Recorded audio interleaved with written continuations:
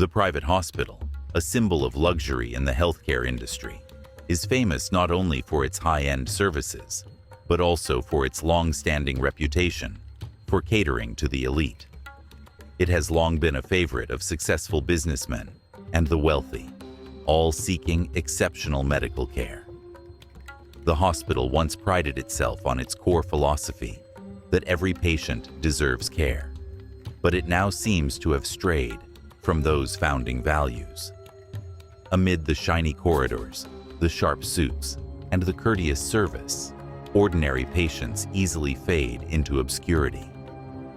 One morning, Mr. Carter, the hospital's founder and largest shareholder, arrived at the front gate. Dressed in only a pair of faded shoes and a casual outfit, he was almost unrecognizable. Without any prior notice or special treatment, Mr. Carter entered the hospital like an ordinary patient. What was his goal? To see if the philosophy he had built his life on was still valid. At the reception desk, the scene was exactly what he had feared. The staff, including Hoa, the newly appointed head receptionist, were busy serving important-looking patients. Their conversations were filled with laughter, and their smiles were directed only at those who appeared to be wealthy. Mr. Carter stood silently, waiting.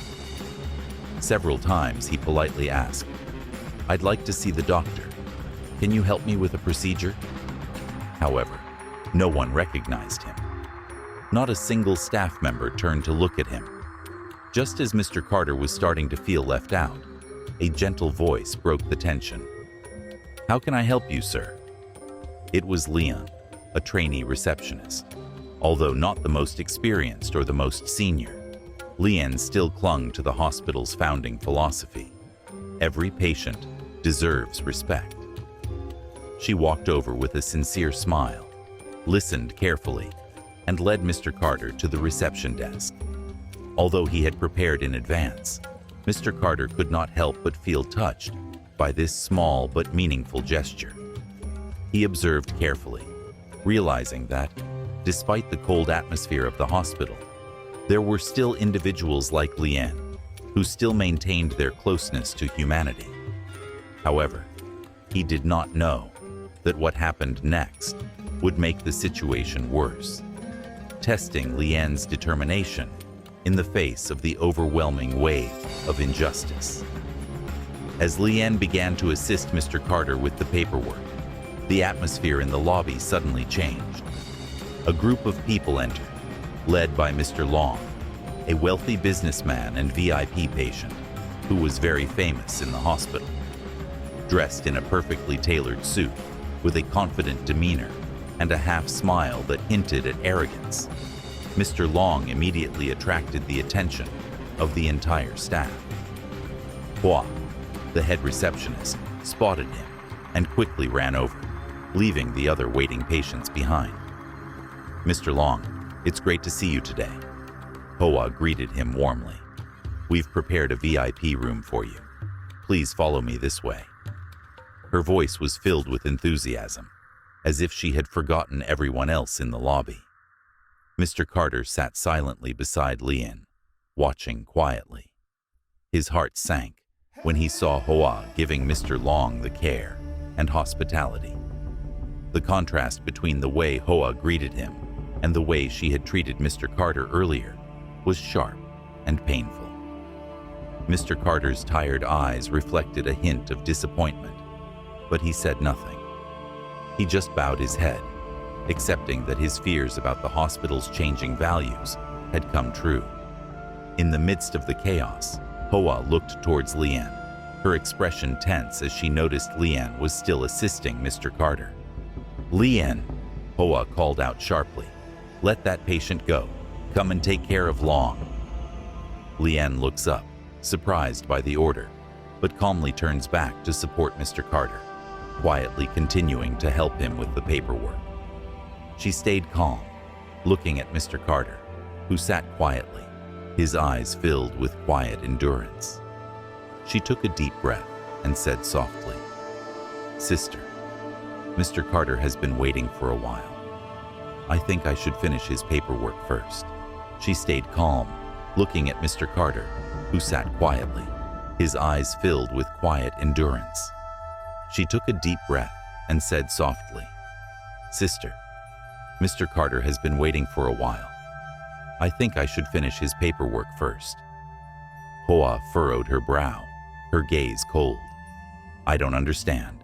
This is Mr. Long, our VIP patient. We should prioritize him. Don't make me repeat myself." Lian kept her composure, staring at Hoa before turning to Mr. Carter. In that moment, she caught his gaze, not one of pleading or anger, but of calm expectation. It was as if he were waiting to see what she would do next. Lian turned back to Hoa, offering a gentle smile. "Excuse me, but I believe Mr. Carter has been waiting a long time, and I need to complete his paperwork first. After that, I will assist Mr. Long." Her words were soft, but carried weight, filling the space around them with quiet authority. Hoa stiffened, her face showing clear frustration. "Lian, don't you understand? This hospital exists because of VIP patients like Mr. Long. Don't make me report your attitude to the director." Mr. Carter remained still, but the tension in the lobby grew, thickening the air. He knew that just one word from him could ease the pressure on the young woman before him, but he stayed silent. He wanted to see her courage, to see if the principles he had once championed still had a place here. At that moment, Mr. Long stepped forward, his eyes looking down on Lian. "Don't you understand? My time is more valuable than others. I came here to be served first. Are you trying to waste my time?" he added with an air of superiority. Lian remained calm, bowing her head slightly in respect, yet not stepping back. "Sir, I respect you, but I believe that all patients are equal. Mr. Carter arrived first, so I must finish his paperwork first." Her answer made Mr. Carter look up, his gaze meeting hers again. In that brief moment, he felt a surge of emotion. This young woman, with no power or status, was standing up for the value of fairness, something he had once hoped would endure in this hospital. Hoa could no longer contain her frustration. "Lian, do you not understand that you're tarnishing the hospital's reputation? Do you think someone like Mr. Carter can contribute anything to this place? Be realistic." Her words were like a knife to Mr. Carter's heart. He looked directly at Hoa but said nothing. He simply closed his eyes, took a deep breath, and the sadness was clear on his face. But he knew this was not the time to speak. Lian, however, remained resolute in the face of pressure from both Hoa and Mr. Long. Her voice trembled slightly, but was full of determination. "I'm sorry, but I cannot stop assisting Mr. Carter. I believe this is the right thing to do." Mr. Carter looked at her, his eyes now full of gratitude. In his old heart, he recognized that while most of the staff here may have forgotten the initial philosophy of the hospital, there were still small lights like Lian, a young woman willing to face pressure to protect what she believed was right. As the tension reached its peak, the air in the lobby seemed to freeze when a new figure appeared. Mr. Fong, the executive director, stepped out of the office. His face was cold, his gaze sharp as a blade, sweeping across the lobby. He noticed Mr. Long standing there with a displeased expression, Hoa desperately explaining herself, and Lian standing firm beside Mr. Carter. He furrowed his brow and asked sharply, "What's going on here?" Hoa immediately seized the opportunity to present her case, eager to turn the situation to her advantage. "Director, Lian is not following my instructions. I asked her to stop assisting a regular patient to attend to Mr. Long, a VIP, but she refused. Not only is she not cooperating, she is also damaging the hospital's image." Mr. Fong glanced at Lian. Mr. Carter's quiet gaze could not hide his discomfort as Lian began to explain why she hadn't followed the directive from her supervisor. She firmly believed that her actions were justified. Standing tall, she felt the heavy pressure of Mr. Fong's gaze, along with the urging voices from all directions. But when she turned to Mr. Carter, still seated quietly, his gaze seemed to say, "Don't give up." It was a silent but powerful encouragement that gave her strength. "Director," Lian began, her voice small but clear, "I have great respect for Mr. Long, but Mr. Carter arrived before him. I believe the hospital should serve patients in the order they arrive. That would be the fair way." Mr. Long let out a derisive laugh. "You think this hospital exists because of people like him?" He sneered. "Do you know how much I've contributed to this place? I didn't come here to be treated the same as anyone else." His voice was filled with contempt. Lian felt a surge of courage from his words, but Mr. Fong turned to her sharply. "Don't you understand? We must prioritize VIP patients," he snapped. "You're being selfish and unrealistic. Do you know the consequences if Mr. Long decides to take his business elsewhere?" Lian took a deep breath, striving to keep calm. "Director, I'm not acting out of personal emotions. I just believe all patients should be treated equally. That's the philosophy this hospital was founded on.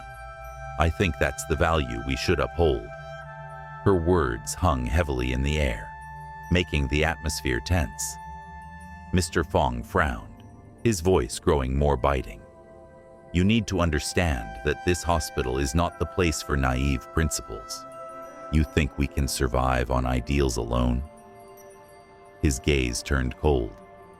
"If you don't change your attitude, I'm afraid you're not suited for this place." The threat in Mr. Fong's words felt like a sharp blade slicing through Lian's heart. His cold, dismissive tone was a direct rejection of everything Mr. Carter had worked to build. Mr. Carter lowered his head, his eyes sad, but in that silence, he could still feel a quiet flame burning deep inside him. Hope. The flame had been kindled by this young woman, Lian. "Director," Lian's voice trembled, but remained firm. "I don't want to cause trouble, but I can't abandon my work with Mr. Carter. I believe that even though he's not a VIP patient, he deserves equal treatment." Mr. Carter lifted his head and looked at her once more. In his aging eyes, there was a mix of deep emotion, both gratitude and pain. He saw the stark contrast between Lian's innocent compassion and the indifference of those who had strayed far from the values that had once driven this place. Mr. Long burst into laughter again, his voice mocking. "Do you even know who you're talking to?" he said. "I don't need a naive employee like you. If you don't do as I say, I'll take this to the highest level.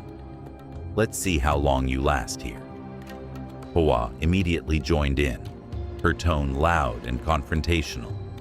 "Lian, you're making this so much harder for yourself. If you keep going like this, you'll not only lose your job, but you'll also destroy your future prospects. This is a hospital, not a place for you to pursue your personal ideals." Lian looked at Hoa, then turned back to Mr. Long. Her voice was thick with emotion, but she managed to speak with conviction. "I'm sorry, but I can't do what I believe is wrong. I'm ready to take responsibility for my decision." Her determination filled the reception area with an eerie silence. In that moment, Mr. Carter could not hold back the flood of emotions within him. On one hand, he was pained to see the hospital he loved turn into a place of inequality, where wealth determined who received care. On the other hand, he felt a deep sense of pride. Despite everything, there was still someone like Lian, a person who embodied the values he had dedicated his life to building. Mr. Fong, unwilling to prolong the tension, made his final decision. "Lian, you have two choices. 1. Follow my orders immediately. 2. Leave the hospital. I don't have time for this. To handle the chaos caused by her actions, before Lian could respond, a deep voice resonated from the door. There's no need for threats anymore, it said firmly. All eyes turned toward the sound, and the air in the reception area instantly grew tense. Mr. Carter stepped into the room with a composed but commanding presence. His sharp gaze swept across everyone. Mr. Long stood there, his face etched with displeasure. Hua lowered her head, sneaking glances at him, as if seeking support. Meanwhile, Mr. Fong maintained a calm exterior, but a flicker of unease was visible in his eyes. At the corner of the reception desk, Lian stood quietly beside Mr. Carter. Her face was a mixture of determination and exhaustion. The room fell silent as Mr. Carter, with his authoritative stride, walked toward the center. His deep, steady voice cut through the tension. What is happening here? Hua quickly stepped forward, her tone urgent but carrying an unmistakable undertone of blame. Mr. Carter, Lian has disobeyed my instructions, Hua said. I told her to stop assisting a regular patient to prioritize serving Mr. Long, a VIP client, but she refused. Instead, she insisted on doing things her own way, and that has caused this entire disruption. Mr. Long interjected, his voice brimming with indignation. This employee clearly does not understand the value of time. I've paid a considerable amount of money to be treated as a VIP here, yet I'm being treated like an ordinary person. I expect you to resolve this properly. Mr. Fong, the hospital's manager, maintained a neutral tone as he added, Mr. Carter, I've tried to address this issue, but Lian refuses to comply. I'm concerned that if we don't act quickly, this could severely damage the hospital's reputation, especially among our VIP clientele. Mr. Carter remained silent. His stern eyes turned to Lian. She lowered her head respectfully, then raised it to meet his gaze. Taking a deep breath, Lian spoke in a soft but resolute voice. Sir, I only did what I believe is right. Mr. Min arrived first, and I believe the hospital should serve patients in the order they arrive. This reflects fairness, the very principle I was taught when I joined this institution. Her words caused the room to fall into a profound silence. Mr. Min, who had remained quiet the entire time, finally looked up at Lian. His eyes glimmered with gratitude, and an overwhelming wave of emotion surged within him. This young woman, despite facing immense pressure from all sides, had stood firm in her compassion and principles. In stark contrast, Mr. Long let out a loud, mocking laugh. Fairness? Mr. Long sneered. Do you think fairness will keep this hospital afloat? People like me are the reason this place operates.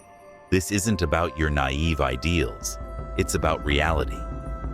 Hua nodded in agreement, her tone firm. Lian, you need to understand that.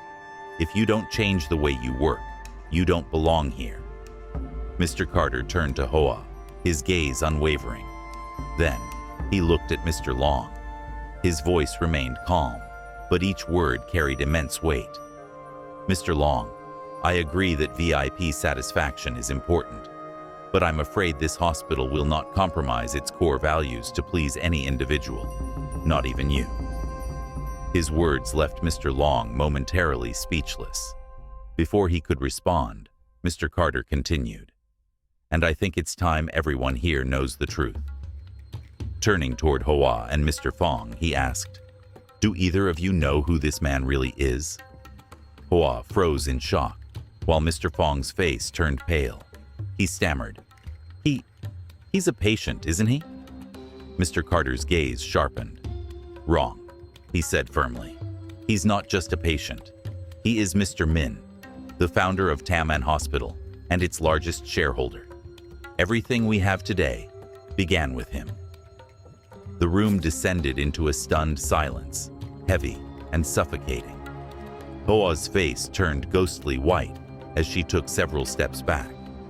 Mr. Long stood frozen in disbelief, his eyes betraying his shock. Mr. Fong, despite his best efforts to maintain composure, lowered his head, unable to meet Mr. Min's gaze. As she prepared to address the chaos caused by her actions, a deep voice resonated from the door before Lien could respond. "There's no need for threats anymore," the voice declared. The reception area fell silent. All eyes turned toward the door, and the atmosphere instantly became heavy. Mr. Carter strode in, his calm but commanding demeanor capturing the room's attention. His sharp gaze swept across everyone present. Mr. Long stood with a displeased expression. Hoa averted her gaze, stealing glances at him, seemingly searching for support. Mr. Fong, while maintaining a composed facade, had a flicker of tension in his eyes. At the corner of the reception area, Lien stood beside Mr. Carter. Though her face reflected determination, it couldn't hide her weariness. The entire room fell silent as Mr. Carter, with an authoritative stride, moved to the center. His deep voice broke the silence. "What is going on here?" Hoa stepped forward quickly, her tone urgent but laced with blame. "Mr. Carter," she said, "Lien has disregarded my instructions. I directed her to prioritize Mr. Long, a VIP patient, over a regular one, but she refused. She insisted on her own way and caused this entire disturbance." Mr. Long interjected angrily. "This employee clearly doesn't understand the value of time. I've paid a significant amount for VIP service, and yet I'm being treated like a regular person.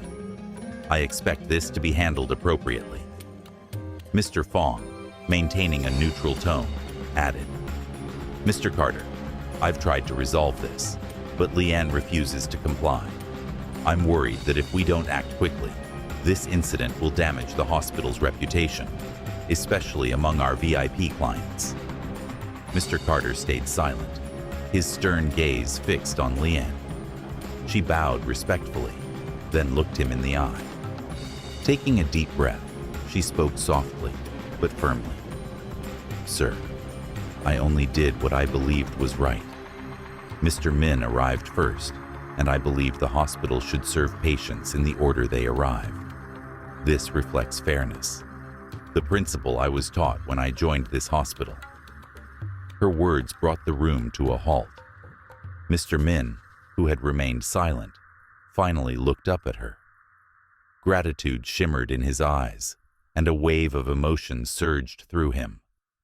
This young woman had stood firm in her compassion and values, despite overwhelming pressure.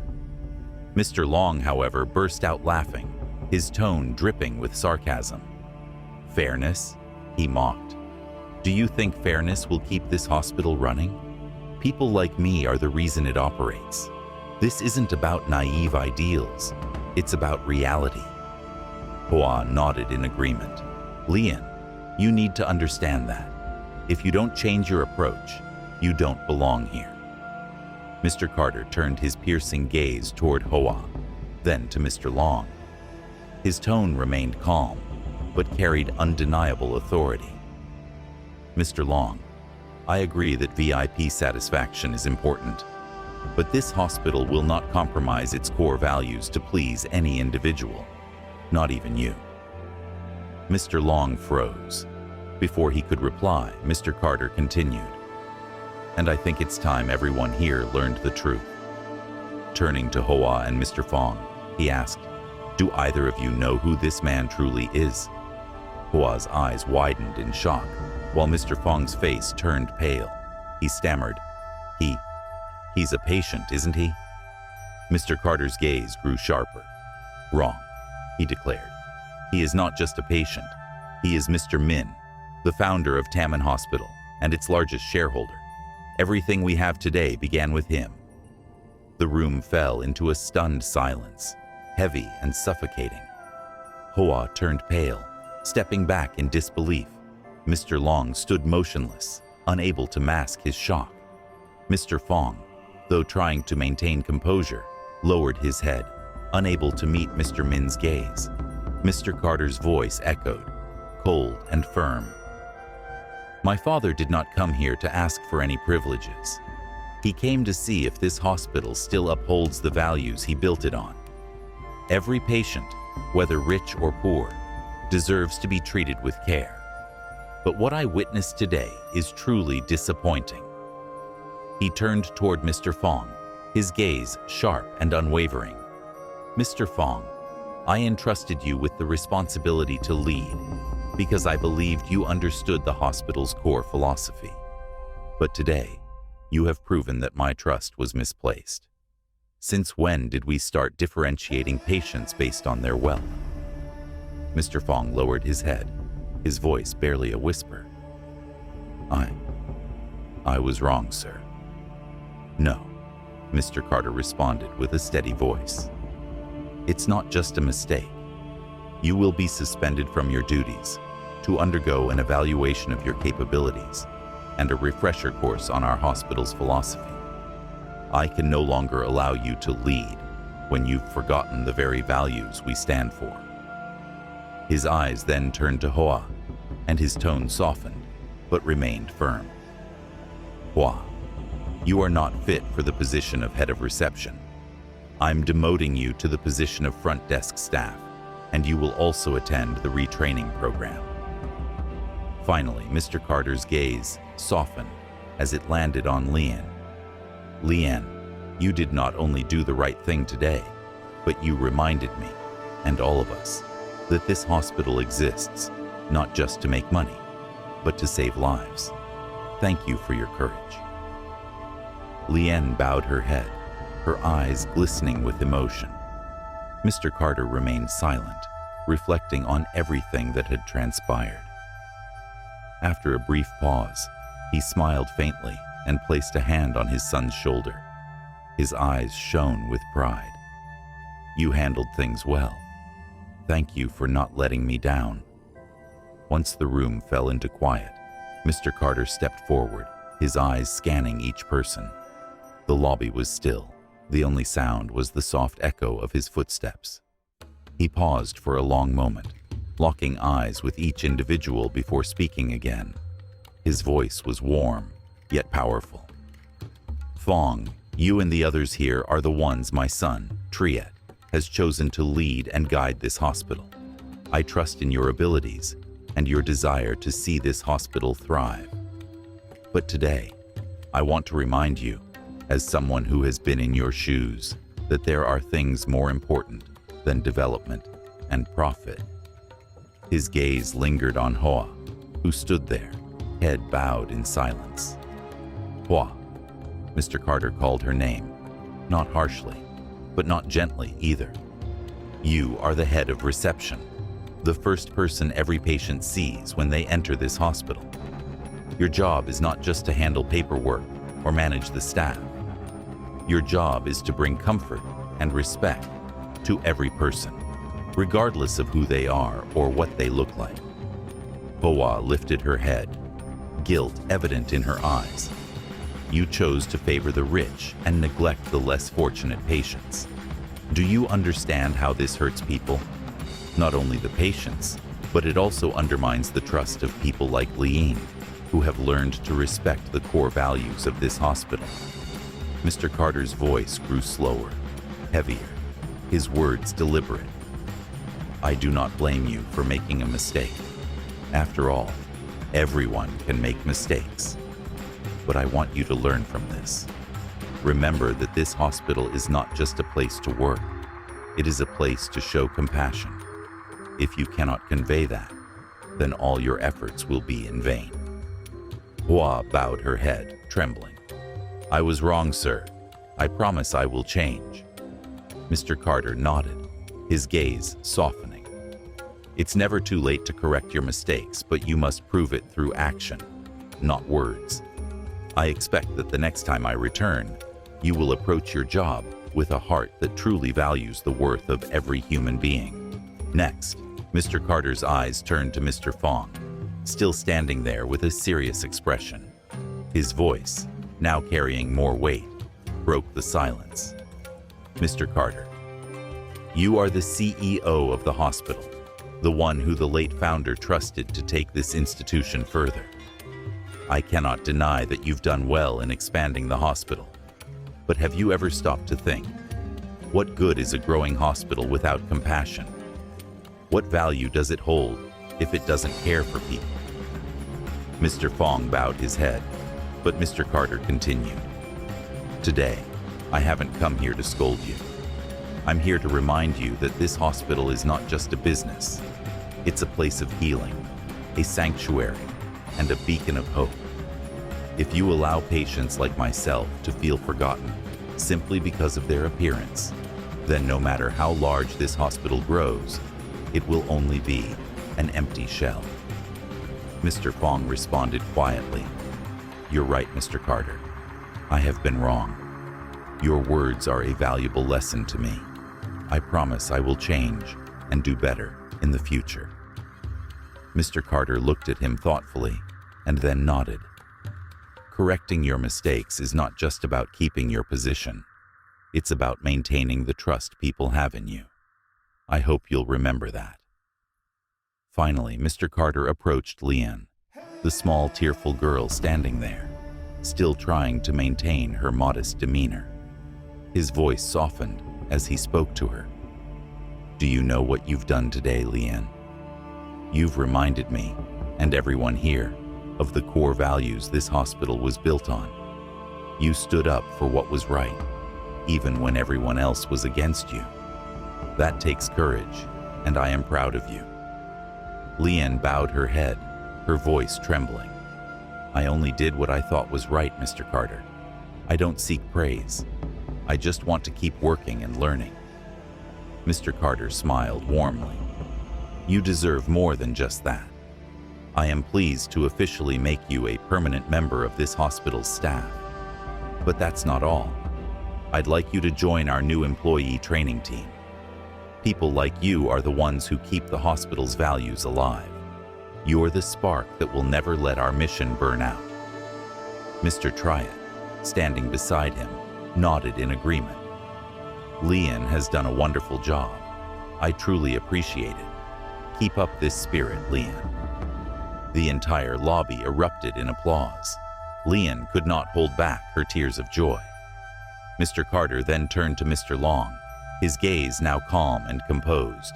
No more judgment, only the wisdom of someone with experience. He smiled softly and began to speak in a deep, steady voice. Mr. Long, I truly appreciate the values you've brought to this hospital. Your financial contributions and reputation have helped us grow, and more importantly, they've allowed many poor patients to receive care they otherwise wouldn't have.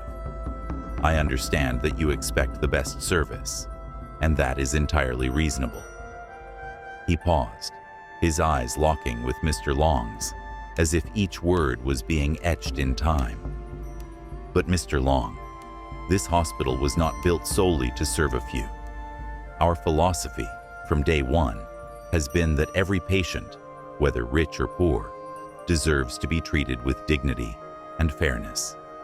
Those values are what have allowed us to reach where we are today. Mr. Carter continued, I trust that someone like you, an accomplished businessman with vast experience, will understand that fairness does not diminish the value of wealth. On the contrary, it helps build a stronger, more unified community where everyone feels respected and secure. This is the vision we strive for at this hospital. Mr. Long fell silent, his face shifting from frustration to contemplation. After a moment, he nodded, his voice lowered. Mr. Carter, I see now. Perhaps I've been wrong to think that money is everything. Thank you for reminding me of what truly matters. Mr. Carter smiled softly, his eyes full of understanding. Mr. Carter's eyes glistened with empathy as he spoke. This lesson is not just for you, he said, looking at Mr. Long. It's for all of us. Even as the founder, I need to be reminded of these values. He turned toward the young people in the room, like Lian. I hope you will stand with us in protecting these values, so that this hospital is not just a place for healing, but a place of compassion. Before leaving, Mr. Carter paused and looked over everyone once more. His voice grew stronger. Remember, this hospital, Tamman Hospital, is not only a place for healing, but a sanctuary for the soul.